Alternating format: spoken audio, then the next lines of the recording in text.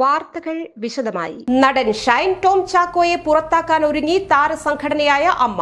Cinema സെറ്റിൽ ലഹരി ഉപയോഗിച്ച് തന്നോട് മോശമായി പെരുമാറിയത് ഷൈൻ ടോം ആണെന്ന് നടി വിൻസി അലോഷ്യസ് വെളിപ്പെടുത്തിയതിന് പിന്നാലെയാണ് നടപടി. ഷൈനിനെതിരെ ഫിലിം ചേംബറിനും അമ്മയ്ക്കും വിൻസി പരാതി നൽകിയിരുന്നു.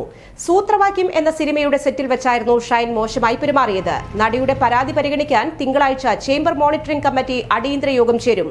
വിൻസിയുടെ ധൈര്യത്തെ പ്രശംസിച്ചുകൊണ്ട് പത്മപ്രിയ, വിനു മോഹൻ, സംവിധായിക അഞ്ജലി മേനോൻ എന്നിവർ രംഗത്തെത്തി. വിൻസി അമ്മ സംഘടനയുടെ ഭാഗമല്ലെങ്കിലും നടിക്ക് പിന്തുണ അറിയിച്ചുവെന്നും പരാതി നൽകാൻ കഴിഞ്ഞ ദിവസം ആവശ്യപ്പെട്ടിരുന്നതായും വിനു മോഹൻ പറഞ്ഞു. കേട്ടപ്പോൾ ഞെട്ടലൊന്നും തോന്നിയില്ല. ഒരു സ്ഥാപനത്തിൽ ജോലി ചെയ്യുന്ന ആളുകൾക്ക് ലഹരി ഉപയോഗിച്ചു പോകാൻ കഴിയുമോ? അതുപോലെ എന്തുകൊണ്ട് സിനിമയിൽ നിയമം വരുന്നില്ല?